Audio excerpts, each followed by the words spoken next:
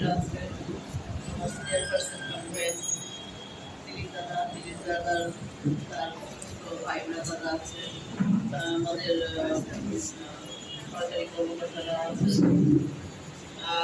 আমি দাদার মতো এত বড় বক্তব্য দিতে পারবো না, কিন্তু আমি এটুকুই বলতে পারবো, আমি আমার জীবনটাই আমি চলচ্চিত্রের সাথে শেষ করে দিয়েছি। আমার 3 যুগ পার হয়ে গেছে, আমি 35 বছর ধরে আমি ফিল্মে আছি। আমার বয়স যখন 14 বছর, আমি 85 বা 6 এর মধ্যেই ঢুকছি, তখন আমি একটা জুনিয়র শিল্পী হিসেবে আমি চলচ্চিত্রে আসি। আমার কোনো অস্তিত্বই ছিল না, আমার কোনো লোকজন ছিল না। আমি একটা মেয়ের হাত ধরে আমি চলচ্চিত্রে আসি।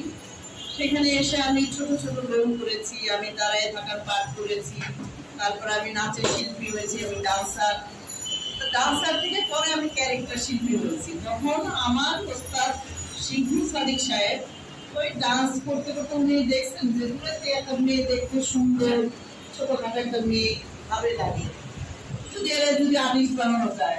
সে আমাদের ভাই ব্রাদার ছিল, আর এই পিসু ওদেরকে বলবো যে মেয়েটাকে আমাদের এই গ্রামে ছিল ওরা শহরে দুনিয়ার সাথে কথা বলছিল, পরিচিত হলো, আমাকে নিয়ে পরিচিত হলো, বললো যে আমি শিবলি সাদিক, আমি নীলকন্যা, মেজাচোর, নীতিবা, দুর্নাম, এইসব বড় বড় কাস্টের ছবি করতেছি।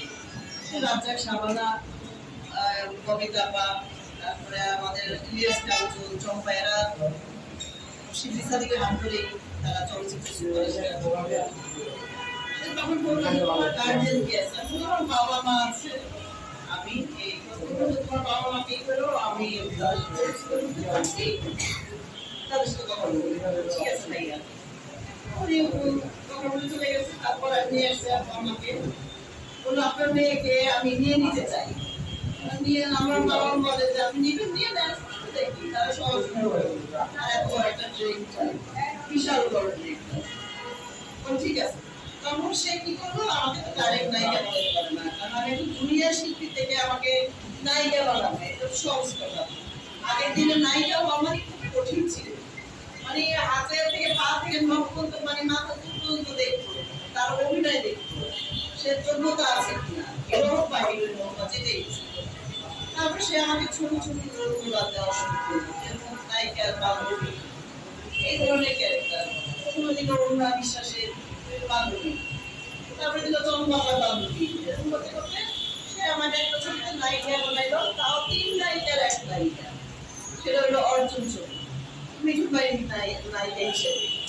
তো ওই থেকেই শুরু হলো। তারপরে আসলাম কক্সবাজারে, গেলাম, আসলাম, আইসা আমার ঢাকায় একটা ছবি সাইড করে গেলাম, আত্মপ্রদান মিঠু সাইড ছবি, 14 পুলিশ, অমিত হাসান আমার ছিল, 2 নায়ক নায়িকা, উজ্জ্বল ভাই, রোজিনা আপা, আমি আর অমিত হাসান। কি লক্ষ্য করলাম, এরকম করতে করতে মনে করেন একটা দুটো ছবি করতে করতে কমল বনবাসটা হাতে এসে একক নায়িকা হিসেবে করলাম। কমলার বনবাস মানে এই ছবিটার জন্য 5-6 জন লড়াই, মানে কে করবে না করবে, রঞ্জু ঘোষ, রোজিনা আপা, এরা সেরা। তা আমার ডাইরেক্টর প্রফেসর আগে থেকে জমা দেওয়া ছিল, তারা পেয়ে গেল রাইটটা। আমাদের ছবি 96 এর রিলিজটা হলো, ভালোবাসা যে কবুল জগৎ মারা গেছে, আর এই ছবি ধন করে দিতে গেল। আমার চোখের সামনে ছবিটা যখন রিলিজ হয়, হল মালিকদের বলে আমার প্রফেসর, সে হিরো ছিল, আমার হিরো বলে ভাই ছবিটা নেন, নায়িকাটা কলকাতা, আর নায়ক হচ্ছে মামতা দিদি, নিজেই করে মামতা দিদি। আমি পয়সা পয়সা করতেছি, মনে মনে হাসতেছি, আমি আয় রে ছবি চালানোর জন্য বেড়ায় পারলে তো ফাইল করে দেয় এই অবস্থা। কিন্তু আমি দেখলাম যে কাহিনীটা সে কি করে ছবি চালানোর জন্য নতুন মানুষ নিতে চায় না, মানে হাইজাটা বেশি ফেলে পালাই যায় এই অবস্থা। যাই হোক, ছবিটা নিল, নেওয়ার পর থেকে শুরু হয়ে গেল ভাব ভাব করে ছবি পাবো শুরু হয়ে গেল, ছবি চলে গেল। আর এই ভদ্রলোক সে একজন ফার্স্ট ক্লাস কন্ট্রাক্টর ছিল, ছবির পাগলামি যে কি জিনিস, শিল্পটা জিনিস, সেই পাগলে ফিল্মে আইসা তার ওই কাজটা ছেড়ে দিল। ওর ছবিতে অনেক টাকা পাইল, পরে উনি আমারে বাদ দিয়া নিরাপদ সাহেবের পরবর্তী ছবি টাকা খরচ করে শুরু করাইল, আমাদের দিল না। আমি তো মনে মনে কষ্ট পেয়েছি, কি এলো লাভ হলো না, ছবি বানায় 1 কোটি টাকা লাগাইলো, ছবি তো রিলিজ দিতে পারবো, ওই টাকা কামাইছে পাবলিক, মানুষের কাছে টাকা ধরা খাইছে, এখানে ওইখানে সেখানে তারপর নিজের লাইফটাই শেষ করে ফেলেছে। আর এখনো আমি সেই রেবেকা জীবিত আছি। যাক আল্লাহ তাআলা বেহেশত নসিব করে মারা গেছে, যারা মারা গেছে তারা একটু খুব ভালো মানুষ ছিল। আর যাই হোক আমি এইভাবে আস্তে আস্তে ফিল্মে আসছি। আমি 98 পর্যন্ত নায়িকা করেছি, তাও সব ছবিতে নায়িকা করেছি। যে একটা ছবিতে বড় নায়িকা ছিলাম, আর এমনি সব ছবিতে দ্বিতীয় নায়িকা হিসেবে করেছি, কিন্তু বড় বড় স্টারের মধ্যে কাঞ্চন ভাই, মান্না ভাই, অমিত হাসান, ইকরাম, রুবেল ভাই, এদের সবার সাথে আমি মোটামুটি কাজ করেছি। কিন্তু তাকে একটা নায়িকার লেভেলে আর কি ছিলাম।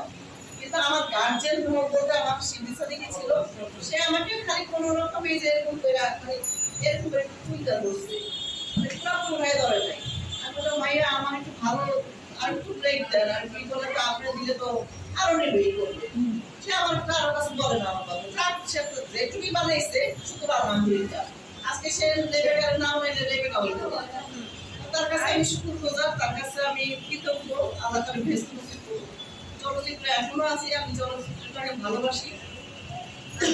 আমার ছেলে, আমার হাজবেন্ড হিরো ছিল, যে আমার দাদা বলতো তার সাথে পড়াশায় হিরো পড়া আমার আমার হাজবেন্ড একটা হিরো।